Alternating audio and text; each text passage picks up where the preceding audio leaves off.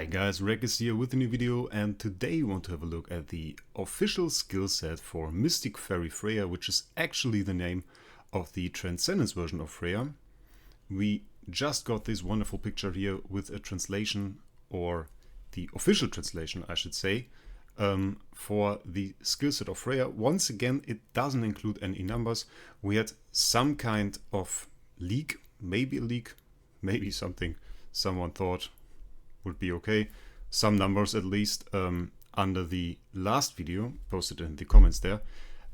This again is official, so we don't have any numbers in there, so don't be confused if it says like on random enemies without. It is always like on 3 random enemies, on 4 random enemies, which is meant here.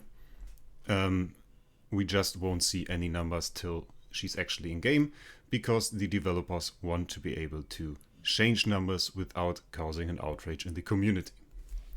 So let's have a look at those skills now. Maybe if you haven't done already, watch my video from yesterday so you can have my initial thoughts on the abilities. I will mostly go over the changes here and the effect those changes will have on the hero, or might have on the hero, so you can have a better picture of how strong she might be when she releases on Friday. So first of all, the evolutionary factor passive hasn't changed, still the same. The layers are different, but we will have a look over them later. First, Mirage Pawn. Mirage Pawn is now a lot different, I would say. Was a bit surprised. The base effect is still the same. It is inflicted on the enemy hero, and if the enemy hero has it when he attacks, your heroes will have a chance to dodge this specific basic skill or active skill.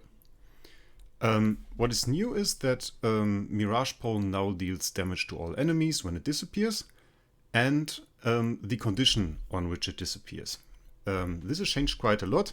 Yesterday in the translation it said that it would disappear as soon as the enemy hero attacks, or after the enemy hero attacks.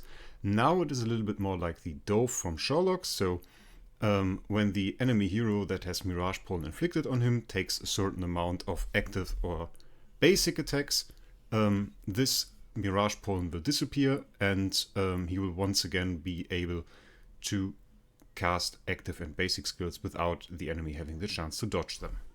So quite a big change here. Will also possibly change the way she's positioned in the attack order.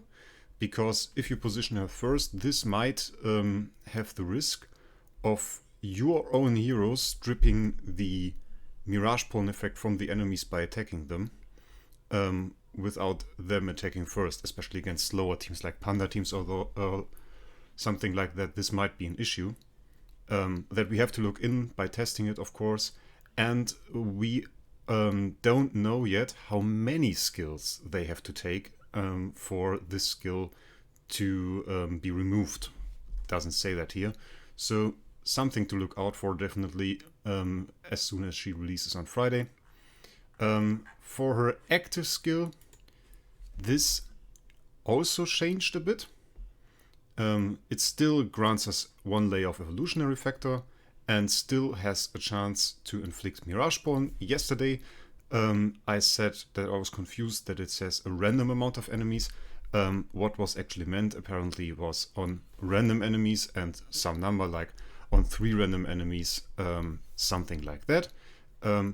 Enemies with Mirage Pawn still get poisoned. We have to see how strong this is.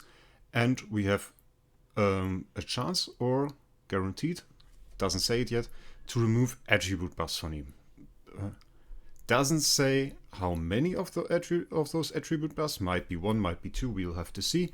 Definitely strong, as there are a lot of buffs in the meta still. Rogan, Panda, even Star Devourer Eos buffs herself, so that is quite interesting.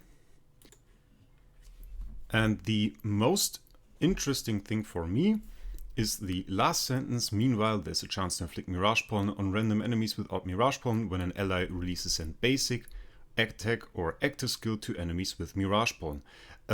Don't think that is quite well placed in the active skill, as this will be passive, so still very good skill though. So our allies can actually spread our Mirage Pawn onto other heroes that don't have Mirage Pawn yet. This is quite the great ability, because it will make it very hard for the enemy to get rid of Mirage Pawn, and we can inflict it over and over and over again, which is of course great. Keep in mind though, Mirage Pawn is no CC effect, so using like a Rui Scepter on her, like you would with LFA, won't help you here. So you can use like a Demon Bell, Crown, whatever, as this is a skill effect. The passive skill still quite boring. One thing that has changed here, yesterday it was a certain percent of the attack damage that we dealt that got healed back to us. Now it is a certain percent of our max HP, which is considerably weaker in most cases, I would think, than taking a part of our damage as heal. So even weaker basic. Doesn't seem strong at all. I guess it's mostly about her active skill, which might make her a decent choice for energy feed teams, and might also mean that energy feed teams profit the most from her, because they can trigger her active skills very, very fast in a row, and thereby get quick layers, quick Mirage Pawn spreads, and avoid the weak basic. Then we have this passive skill. When an ally releases basic attacks or active skills, increase their all damage reduction and attack for X amount of rounds. This wasn't quite clear what they meant with this yesterday. Now we see we get all damage reduction and attack, which is very great. So especially like in Forest SL, I can imagine this all damage reduction being huge. Attack of course being nice and all, but in Forest SL surviving, and especially having the pandas survive, is very difficult, and having all damage reduction on them beyond that the amount that crowns already give would be super great. So looking forward to testing this. Now let's have a look at the key passive here with the layers for the evolutionary factor. First layer will give all allies damage reduction and control immunity for X amount of rounds, so not for the whole battle likely. I would see something like maybe 6 rounds there from former heroes. This is what I would expect. For the second layer, we will have increases all allies attack of for X amount of rounds. Afterwards, grants all allies a shield equal to a certain percent of attack. And I just notice it's not the first layer actually. Not first layer and not second layer. They actually also removed the amount of layers you need for those specific effects to trigger. So yesterday it was like layer 1 was layer 2, layer 3. We might see something different here. Maybe like 135, which would be considerably weaker. Not really a fan of that. Makes it a bit scary, might be a lot weaker than we thought. I hope it's 123 actually. Wouldn't really like to see 135 or something like that here. But back to the skills, we increase all allies attack, and afterwards grant all allies a shield equal to a certain percent of attack. I hope that's a big percent number of attack, because otherwise the shield will be very small. Other shields are usually based on the HP of heroes, which is quite a bigger number, considering some heroes nowadays have like 250 million HP, and in combat that's a totally different story. With attack, we will look at much lower values likely, especially if they only go for something like 1000% of attack. That would be quite weak. Last layer, at the end of each round, increase the damage dealt by self to poison targets by a certain percent. Meanwhile, increases self, attack and speed till the battle ends. This was also not clear.